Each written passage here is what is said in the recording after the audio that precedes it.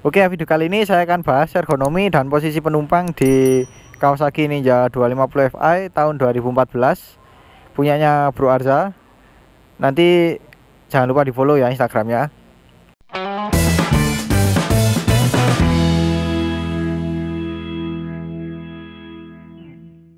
Nah, ini adalah Kawasaki Ninja 250 Fi tahun 2014 dengan warna hijau.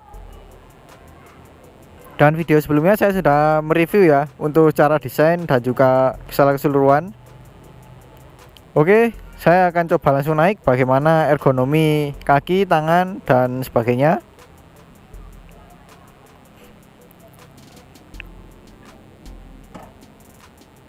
Nah, seperti ini ya posisi duduk saya ketika naik di Kawasaki Ninja 250 Fi tahun 2014. Yang pertama dari kaki menjangkau tanah seperti ini. Ini sebenarnya nggak terlalu tinggi joknya, cuman karena di sini sedikit lebih lebar, jadi kaki saya lebih mengangkang. Dan untuk tinggi saya itu 167 cm dengan berat 55 kg. Jadi hampir napak, tapi masih cukup oke lah untuk menggapai tanah. Jadi masih cukup percaya diri. Dan untuk berat motornya ini terasa berat kalau saya bandingkan dengan Yamaha R25. Untuk posisi tangan ke stang seperti ini. Ini stangnya pakai Apriok ya. Jadi posisinya itu enggak terlalu membungkuk dan tangannya itu lebih tinggi daripada jok. Oke, maaf ya, di sini banyak anak kecil. Untuk posisi kaki ketika naik ke full step seperti ini ya. Ini posisinya cukup sporty tapi normal, nggak terlalu naik juga nggak terlalu mundur. Dan untuk memasukkan dan mengurangi gigi seperti ini. Nah, untuk joknya sendiri ini teksturnya halus kulitnya, tapi untuk busanya ini enggak setebal di kompetitornya ya, jadi rasanya itu sedikit lebih keras. Lalu untuk suspensi, yang depan ini empuk, cuman yang belakang ini lebih kaku ya. Tapi ini suspensinya bisa di setting tingkat kekerasan ataupun keempukannya. Lalu kita ke kokpit. Nah, kokpitnya seperti ini. Ini di sini kelihatan ya. Di sini itu sangat lebar, tapi di sini sedikit lebih menyempit. Jadi untuk mengakomodir kaki kita biar mudah menjangkau tanah. Jadi seperti itu. Tuh lihat, kalau posisinya naik seperti ini cukup enak untuk menggapit. Lebih enak lagi kalau di sini dimodifikasi pakai tank grip, jadi lebih rigid dan lebih enak sih. Lalu untuk kuncinya seperti ini. Ini sama tipenya dengan kompetitornya, tidak dilengkapi dengan pengaman magnet. Jadi hati-hati sih buat kalian yang parkir di tempat yang kurang aman. Dan untuk tutup tangkinya seperti ini. Nah, tutup tangkinya dilengkapi dengan engsel, jadi lebih praktis, tidak membuat kita kesusahan ya ketika mengisi bahan bakar. Nah, untuk stangnya seperti ini, sudah saya bilang tadi stangnya Apriok. Dan untuk stangnya seperti ini ya, sudah saya jelaskan tadi, stangnya pakai Apriok, jadi lebih tinggi. Untuk tombol-tombol di stang, di sebelah kanan ada engine kill switch dan juga tombol starter. Di sebelah kiri ada pas beam, lampu dekat, lampu jauh, sein, dan juga klakson. Dan di sini ada slot kosong. Mungkin ini kalau di luar negeri ini untuk hazard ya, karena sudah menjadi standar. Kalau di sini tidak ada. Nah, untuk speedometernya seperti ini ya.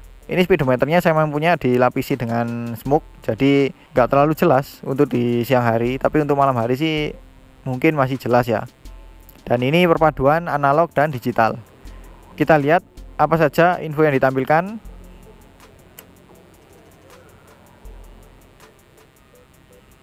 Nah, di penunjuk analog ini adalah penunjuk putaran mesin. Ini limitnya di 13.000 rpm. Jadi lebih rendah daripada kompetitornya.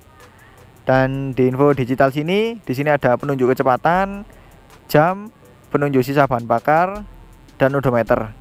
Di odometer sini kita bisa rubah infonya melalui tombol select di sini.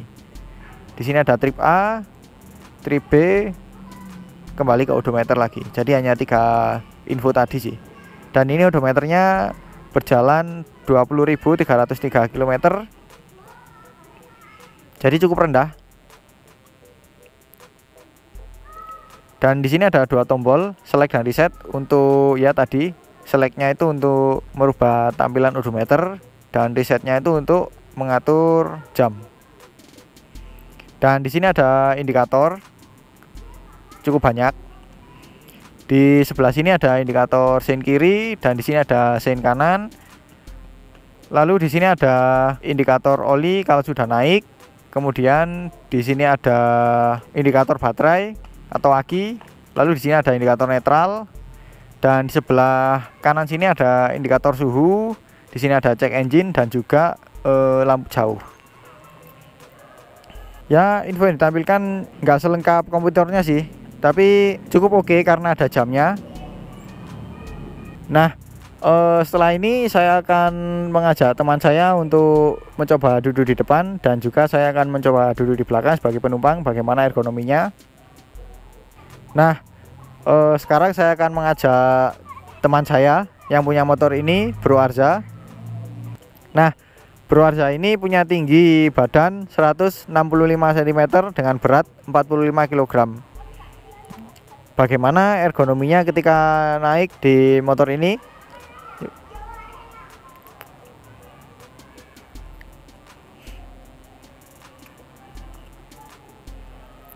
Nah, seperti ini ya posisi berkendara Bro Arza di motornya ini, Kawasaki Ninja 250 Fi.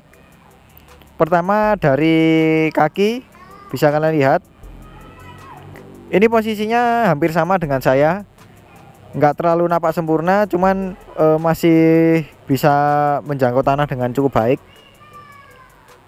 Dan untuk posisi tangan ke stang seperti ini bisa kalian lihat, ini juga nggak jauh beda ya dengan saya.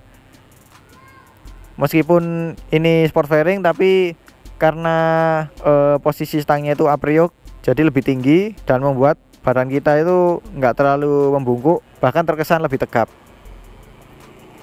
Nah, untuk kaki naik ke footstep seperti ini juga sama ya dengan saya tadi.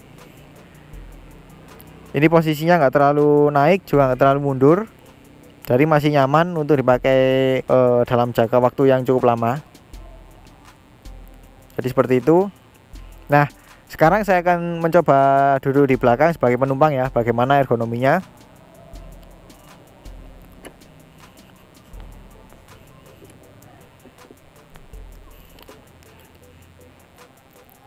Nah, jadi seperti ini ya posisi duduk saya ketika naik sebagai penumpang.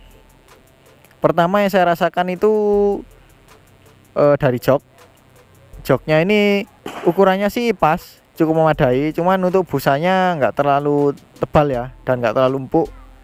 Dan tekstur kulitnya ini juga halus, jadi kalau misalnya pengendara itu mengerem mendadak, mungkin akan lebih mudah ya untuk bergeser ke depan.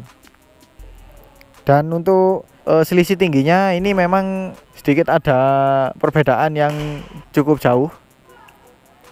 Jadi kelihatan lebih tinggi seperti ini, dan motornya itu jadi kelihatan sangat rendah ya. Nah, untuk jaraknya sendiri sih ini juga bisa dibilang cukup jauh ya, karena dari selisih tingginya juga cukup berjarak. Dan untuk joknya yang pengendara ini juga masih ada ruang di bagian belakang, jadi masih ada jarak. Kecuali kalau pengendaranya itu lebih mundur ya, mungkin akan lebih dekat. Nah, untuk posisi kaki seperti ini, kalau posisi kakinya ini pas, nggak terlalu naik juga nggak terlalu mundur. Dan juga yang saya suka itu ukuran footstepnya itu lebih besar daripada footstepnya pengendara, jadi lebih menopang kaki dengan lebih baik. Dan untuk bagian belakang ya, ini joknya ada sisa sedikit dan nggak ada bodi belakang lagi ya, langsung ke lampu. Jadi ya mungkin adalah rasa khawatir kalau pengendaranya itu ugal-ugalan, mungkin akan khawatir kita terbalik ke belakang. Tapi yang penting kita tetap pegangan ya, kalau bisa. Dan by the way di sini ada seperti behel, cuman ini behelnya dari plastik sih, nggak ada besinya. Jadi kalau untuk pegangan sebagai penumpang sih nggak apa-apa. Tapi untuk kalian yang mau memindahkan motor, tidak disarankan sih untuk pegangan di sini, karena di sini tidak ada besinya. Jadi dikhawatirkan akan pecah sih bodinya. Jadi seperti itu. Kemudian untuk yang belakang, ini suspensinya kalau saya bisa rasakan ya, ini cukup kaku. Tapi ini kan suspensinya bisa di setel ya, tingkat keempukan dan kekerasannya. Jadi kita sesuaikan dengan kebutuhan kita, mau stabil atau mau nyaman. Oke, mungkin itu aja ya video review saya mengenai ergonomi dan posisi penumpang di Kawasaki Ninja 250 Fi tahun 2014 ini, kepunyaan Bro Arza. Semoga video saya ini bermanfaat ya, dan jadi pertimbangan kalian untuk membeli motor ini. Oke, sekian dulu video kali ini. Kalau suka dengan video ini jangan lupa di like. Kalau ada pertanyaan, kritik atau saran silahkan komen di bawah. Share juga ke sosial media kalian apabila video ini bermanfaat. Jangan lupa subscribe untuk mengikuti video-video terbaru dari saya. Nyalakan juga tombol loncengnya untuk mendapatkan notifikasi video terbaru dari saya. Follow juga Instagram saya di @mojanturco38. Dan juga yang punya motor ini Arza Firmansyah, @Arza Firmansyah. Oke. Terima kasih telah menonton dan sampai jumpa di video selanjutnya.